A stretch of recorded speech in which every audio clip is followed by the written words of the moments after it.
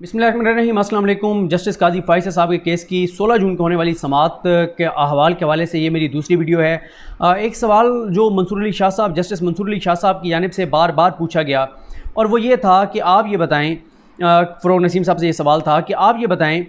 कि पाकिस्तान के कानून के मुताबिक क्या खामिंद अपनी बीवी का टैक्स रिकॉर्ड जो है वो FBI से ले सकता है, और अगर खामिद अपनी बीवी का टैक्स रिकॉर्ड टैक्स अथॉरिटी से नहीं ले सकता तो फिर आप कैसे खामिद को रिस्पॉन्सिबल करार दे सकते हैं, या आप कैसे डिसिप्लिनरी जो प्रोसीडिंग्स हैं वो जज साहब के ख़िलाफ़ आप इनिशिएट कर सकते हैं। उनका सवाल ये था कि आप ये बताएं कि अगर सुप्रीम जुडिशल काउंसिल जज साहब को कहती है कि आपकी बीवी के नाम पर असासे हैं, जायदादें हैं, उसको आप हमें तफसील दें,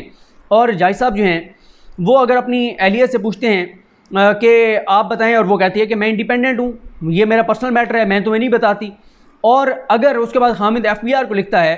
और FBI इनकम टैक्स के कानून के तहत FBI भी खामिद को उसकी बीवी का टैक्स रिकॉर्ड नहीं देता,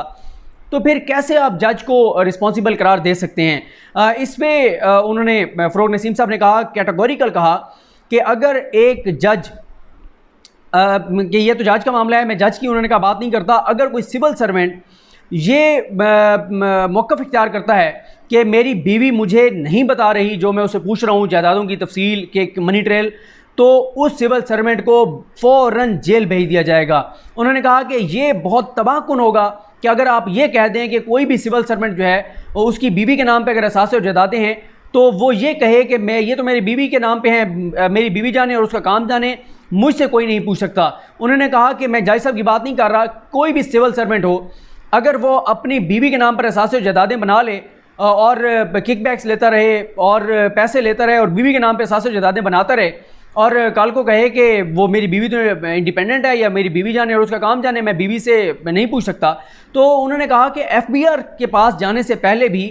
जो सिविल सर्वेंट है, ये जो जज है, वो सबसे पहले अपनी बीवी को कहेगा कि ये सवाल उठ रहा है कि तुम्हारी जायदादें सामने आई हैं, इसका जवाब दो। और ये सवाल एक पहले भी फ़रोग़ नसीम साहब ये कह चुके हैं कि जब बीवी और बच्चे पर्क्स एंड प्रिविलेजेस उस जज की वजह से एंजॉय कर रहे हैं, जो गाड़ियाँ मिली हुई हैं, जो घर मिला हुआ है, जो सहूलियात मिली हुई हैं, जो पैसे मिल रहे हैं, अगर वो उन सब चीज़ों को एंजॉय कर रहे हैं कि एक जज होने के नाते जो सहूलियात एक जज को मिल रही हैं या कोई भी सिविल सर्वेंट है उसको जो सहूलियात सरकारी मिल रही हैं, जब सारे बीवी बच्चे उसको इंजॉय कर रहे हैं तो फिर उनकी रिस्पॉन्सिबिलिटी भी बहुत ज़्यादा है, उनकी ज़िम्मेदारी भी बहुत ज़्यादा है, उनको इस हवाले से बताना भी होगा। एक और सवाल किया उन्होंने मंसूर अली शाह साहब ने कि आप ये बताएं कि 1969 की रेगुलेशंस जो आपने पढ़ी, उसका मैंने 1975 के उसमें देखा, वैलिडिटी जो एक्ट है उसमें देखा, उसमें वो रेगुलेशंस नहीं है। ये उन रेगुलेशंस की बात हो रही है जो मैं आपको पढ़ के बता चुका हूँ कि जिसके तहत सिविल सर्वेंट को 3 साल के लिए जो है वो जेल भेजा जा सकता है। तो उस पर फ़रोग़ नसीम साहब ने कहा कि ये जो रेगुलेशंस की आप बात कर रहे हैं ये 1 साल के लिए निकाली गई थी, फिर दोबारा इनको डाल दिया गया था। उसके बाद उन्होंने फ़रोग़ नसीम साहब ने कहा कि जो ये बात है कि बीवी जो है वो कह सकती है खामिद को कि मैं नहीं बताती, बीवी के साथ खामिद का ऐसा ताल्लुक़ अगर नहीं है कि बीवी से वो पूछ सके या बीवी उससे कोऑपरेट करे, तो वो एक अलग मामला होगा। यहाँ पे काजी फ़ाइज़ साहब का ये केस नहीं है कि मेरी बीवी मुझे नहीं बता रही, उनका ये मौक़िफ़ नहीं है। फिर याहिया अफरीदी साहब ने कहा कि हमें ये बता दें आप कि जब FBI के कानून के मुताबिक खामिद अपनी बीवी के टैक्स रिटर्न ही नहीं ले सकता तो फिर तो आपने जज साहब के हाथ पीछे बांध दिए हैं। तो फ़रोग़ नसीम साहब का कहना था कि जज साहब जो हैं वो डिसिप्लिनरी प्रोसीडिंग के लिए ले सकते हैं अपनी बीवी के जो टैक्स की तफसीलात हैं वो FBI से ले सकते हैं। इसके बाद उनका मकबूल बाकर साहब का कहना था कि माजी में जिस तरह से एक्सप्लॉइट किया गया है इनकम टैक्स लॉज को, इनकम टैक्स अथॉरिटीज़ को, लॉज नहीं इनकम टैक्स अथॉरिटीज़ को, वो हम जानते हैं। कोई सेफ गार्ड होना चाहिए, कोई कानून होना चाहिए, कोई ज़ाब्ता होना चाहिए। और ये जो आप फिर याहिया अफरीदी साहब ने कहा, क्योंकि उससे पहले फ़रोग़ नसीम साहब ने कहा कि जो टैक्स रिकॉर्ड था जज साहब का, जज साहब की बीवी का, वो सुप्रीम जुडिशल काउंसिल के लेटर के बाद हमने लिया। इस पर याहिया अफरीदी साहब का कहना था कि आप ऐसा ना करें, आपने पहले ये मालूमात ले ली थी, सुप्रीम जुडिशल काउंसिल का ख़त बाद में है। फिर उसके बाद यह है कि ये जब सवाल था कि क्या कोई और किसी का टैक्स रिकॉर्ड ले सकता है, इस पर फ़रोग़ नसीम साहब का कहना था कि अगर इंक्वायरी चल रही हो तो फिर कोई भी मतलब अथॉरिटी जो है वो किसी और का टैक्स रिकॉर्ड ले सकती है अगर किसी के ख़िलाफ़ जो है वो इंक्वायरी हो रही हो। फ़रोग़ नसीम साहब ने कहा कि अगर मैं सेनेटर हूँ और मेरी बीवी के असासे जायदादें सामने आई हैं और मेरी बीवी मुझे नहीं दे रही, मुझे तफसीलात नहीं दे रही और मैं आगे नहीं पेश कर पा रहा, तो मैं नाअहल कर दिया जाऊंगा। जब भी कोई पब्लिक ऑफिस होल्डर होगा, कोई सिविल सर्वेंट होगा, तो वो ये जस्टिफिकेशन नहीं ले सकता कि जी मेरी बीवी मुझे नहीं बता रही। रूल ऑफ प्रॉक्सिमिटी मैं आपको पहले बता चुका हूँ कि कुर्बत का जो असूल है कि मियाँ बीवी का क्लोज रिलेशन होता है, तो अगर मियाँ से सवाल किया जा रहा है बीवी के हवाले से तो बीवी कोऑपरेट करेगी। फिर उन्होंने कहा कि पूरा जो केस था काजी फाइज़ साहब के वकला का, उन्होंने जस्टिस इजाज़ चौधरी के उस नोट के ऊपर बिल्ड किया जो उन्होंने इफ्तिखार मोहम्मद चौधरी साहब के केस में जब उनके खिलाफ रेफरेंस आया तो उसमें लिखा था। तो इन्होंने इनके मुताबिक तो सारा मामला जो है, जो शिकायत आई थी वो सदर के पास जाती, सदर सुप्रीम जुडिशल काउंसिल को भेजता, वहाँ से मंजूरी लेता और फिर करता। लेकिन क्योंकि सदर ने माइंड अप्लाई करना था तो उसके लिए ज़रूरी था कि सदर के सामने मालूमात होती और मालूमात के बाद सदर जो हैं वो माइंड अप्लाई करते। ये भी कहा गया कि याहिया अफरीदी साहब की जानिब से कि इनकम टैक्स ऑफिसर जो है वो किस कानून के तहत कोई भी अथॉरिटी जब उनसे मांग रही थी टैक्स रिकॉर्ड जज साहब या उनकी बीवी का, कैसे वो जो है टैक्स रिकॉर्ड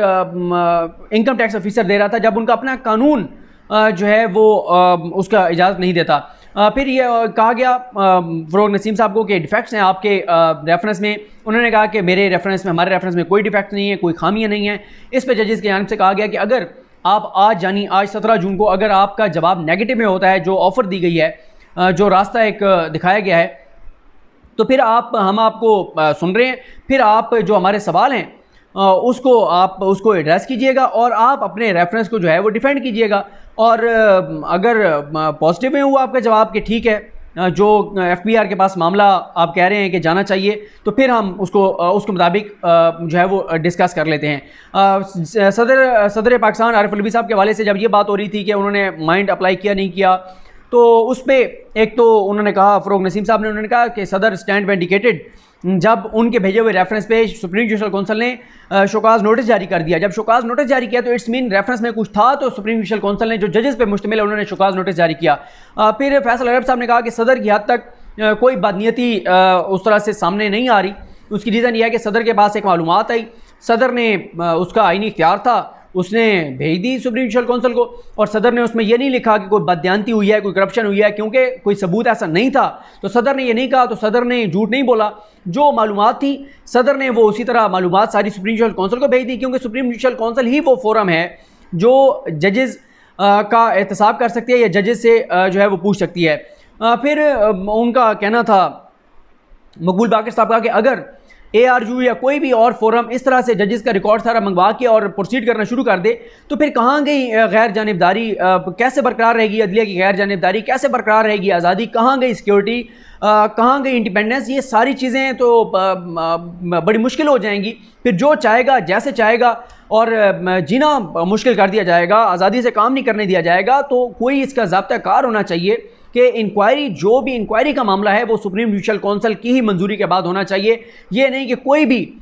भी फोरम उठ के और जजेस के खिलाफ चीज़ें इकट्ठी करना शुरू कर दे और कार्रवाई शुरू कर दे। फैसल अरब साहब की बात मैं आपको बता चुका हूँ। उन्होंने कहा कि हम सब हमें शौक लगा जब हमने ये सारी चीज़ें सामने आईं और जज साहब के हवाले से चीज़ें जो कुछ हुआ,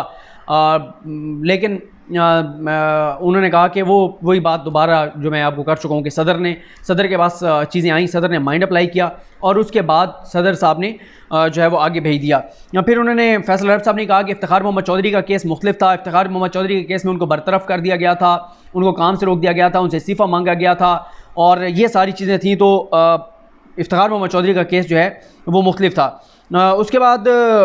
फ़रोग नसीम साहब ने कहा कि काजी फाइज़ साहब ने दर्जनों CMA जमा कराई हैं। इस रूए ज़मीन के जो डॉक्यूमेंट वो पेश कर सकते थे वो डॉक्यूमेंट्स उन्होंने पेश कर दिए हैं, लेकिन अगर कोई चीज़ पेश नहीं की तो वो एक ही चीज़ थी जिसका हम बार बार पूछ रहे हैं और वो है मनी ट्रेल। हम मनी ट्रेल पूछ रहे हैं लेकिन जज साहब ने मनी ट्रेल जो है वो नहीं दी। फिर वो ये भी कहते हैं कि जो मिसकंडक्ट है उसकी क्योंकि तारीख मौजूद नहीं है और मिसकंडक्ट जो है वो वायलेशन ऑफ लॉ की सिर्फ वायलेशन ऑफ लॉ जो है वो मिसकंडक्ट नहीं होगा, बल्कि और बहुत सारी चीज़ें जो मैंने आपको बताई हैं वो एथिकल और मॉरल ग्राउंड्स और वो सारी चीज़ें जो मैंने आपको बताई हैं उनमें से भी अगर कोई इशू होगा तो वो मिसकंडक्ट होगा। और उसके बाद उन्होंने फ़रोग नसीम साहब ने कहा कि आपका ये फ़ैसला जो आप देंगे, हम हो ना हो, आप हो ना हो, आपका ये फ़ैसला क्योंकि बरकरार रहेगा और जजेस के एहतसाब के हवाले से आने वाला जो दौर है, वक्त है, अदलिया की आज़ादी और ये सारी चीज़ें उसका ये तयन करेगा ये फ़ैसला। इसलिए हम चाहते हैं कि आप एक ऐसा फ़ैसला दें जिसके बाद जो है ये भी ना हो कि जजेस को मतलब काम ना करने दिया गया, और ये भी ना हो कि उस फैसले के बाद वो कहना, मतलब उन्होंने उस तरह से नहीं कहा लेकिन कहना ये चाह रहे थे कि ये ना हो कि उसके बाद जजेस का एहतसाब ही मुमकिन ना हो। ये तफसीलात थी। इंपॉर्टेंट चीज़ एक रह गई है कि सिलाई मशीन वाली बात क्यों आई थी और फ़रोग नसीम साहब जज्बाती क्यों हो गए थे, उस पर नेक्स्ट वीडियो में बात करते हैं। मुझे अपनी दुआ में याद रखें। अल्लाह करीम हम सब काम ही नासरो। अल्लाह हाफ़िज़।